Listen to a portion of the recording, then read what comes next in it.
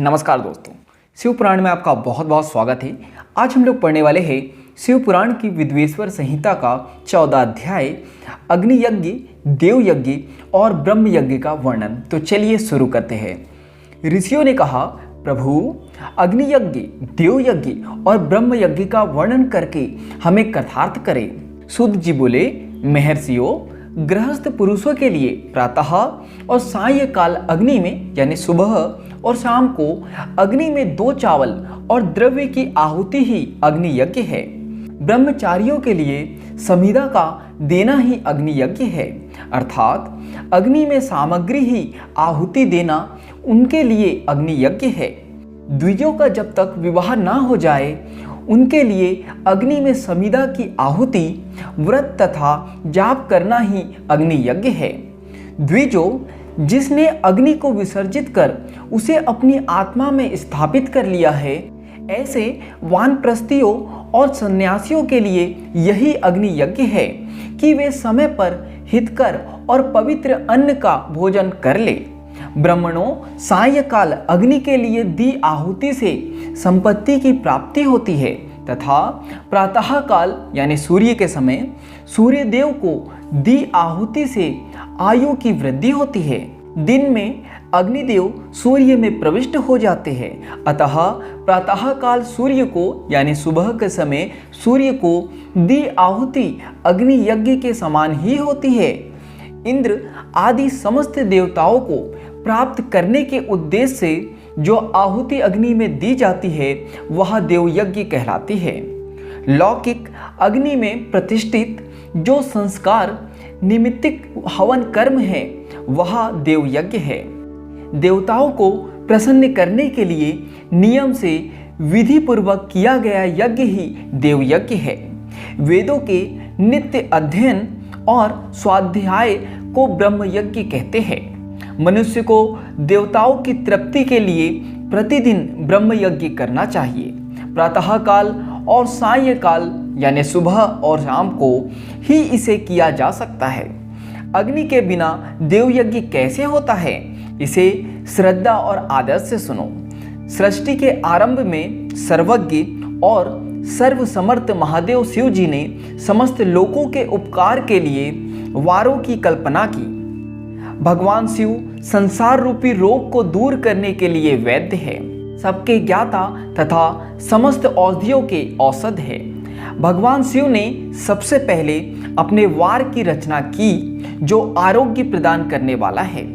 तत्पश्चात यानी इसके बाद अपनी माया शक्ति का वार बनाया जो संपत्ति प्रदान करने वाला है। जन्म काल में यानी जन्म के समय दुर्गति ग्रस्त बालक की रक्षा के लिए कुमार के वार की कल्पना की।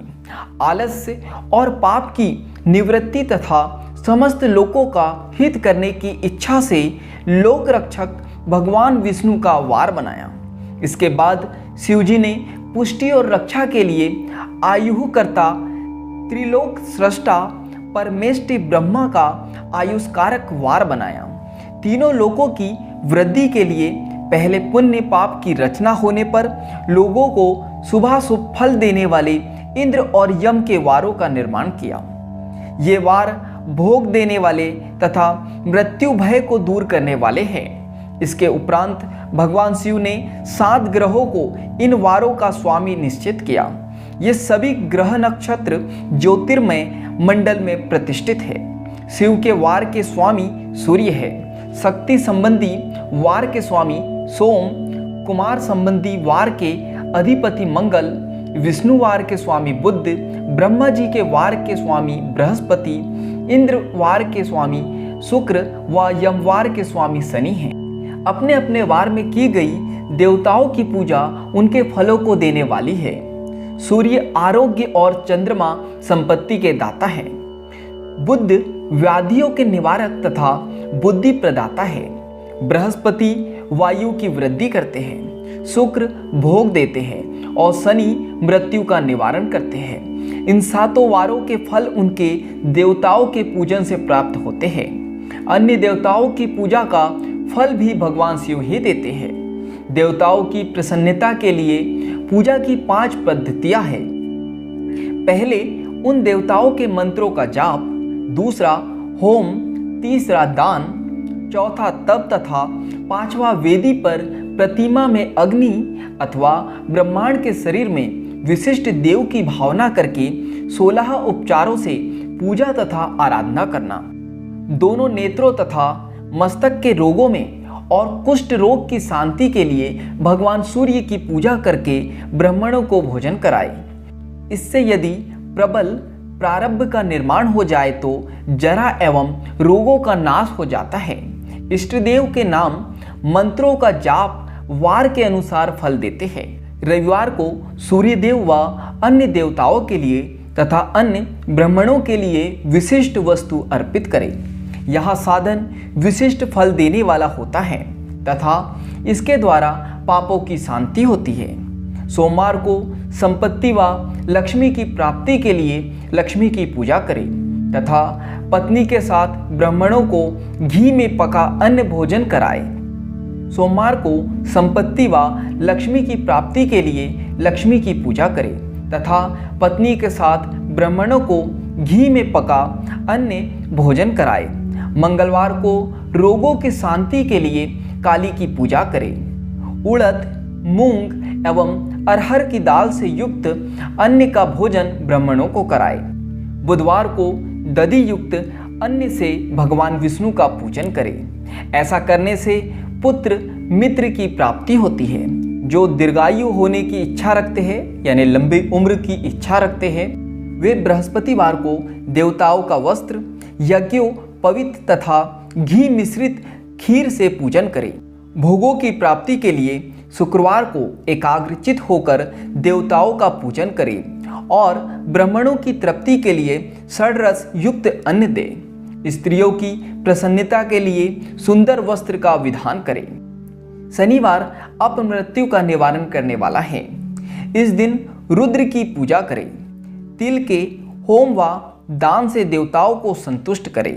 ब्राह्मणों को तिल मिश्रित भोजन कराए। इस तरह से देवताओं की पूजा करने से आरोग्य एवं उत्तम फल की प्राप्ति होती है।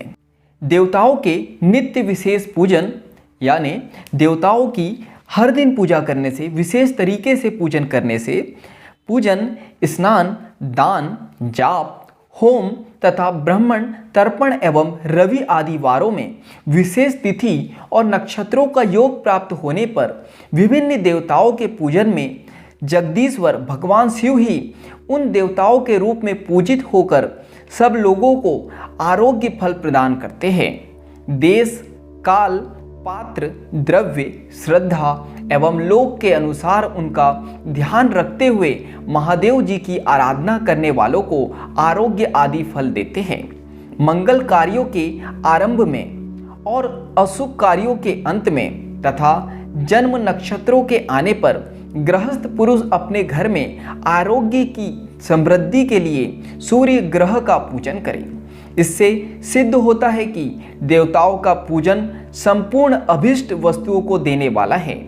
पूजन वैदिक मंत्रों के अनुसार ही होना चाहिए। शुभ फल की इच्छा रखने वाले मनुष्यों को 7 दिन अपनी शक्ति के अनुसार देव पूजन करना चाहिए। निर्धन मनुष्य यानी गरीब मनुष्य तपस्या व व्रत आदि से तथा धनी धन के द्वारा देवी देवताओं की आराधना करे। जो मनुष्य श्रद्धा पूर्वक इस तरह के धर्म का अनुष्ठान करता है वह पुण्य लोक में अनेक प्रकार के फल भोग कर पुनः इस धरती पर जन्म ग्रहण करता है। धनवान पुरुष सदा भोग सिद्धि के लिए मार्ग में वृक्ष लगाकर लोगों के लिए छाया की व्यवस्था करते हैं और उनके लिए कुएं, बावली बनवाकर पानी की व्यवस्था करते हैं। वेद शास्त्रों की प्रतिष्ठा के लिए पाठशाला का निर्माण या अन्य किसी भी प्रकार के धर्म का संग्रह करते हैं और स्वर्गलोक को प्राप्त होते हैं। समय अनुसार पुण्य कर्मों के परिपाक के अंतःकरण शुद्ध होने पर ज्ञान की सिद्धि होती है। द्विजो, इस अध्याय को जो सुनता, पढ़ता अथवा सुनने की व्यवस्था करता है उसे देवयज्ञ का फल प्राप्त होता है। तो यहाँ पर शिव पुराण की विद्वेश्वर संहिता का 14वां अध्याय समाप्त होता है। आज के लिए इतना ही। धन्यवाद।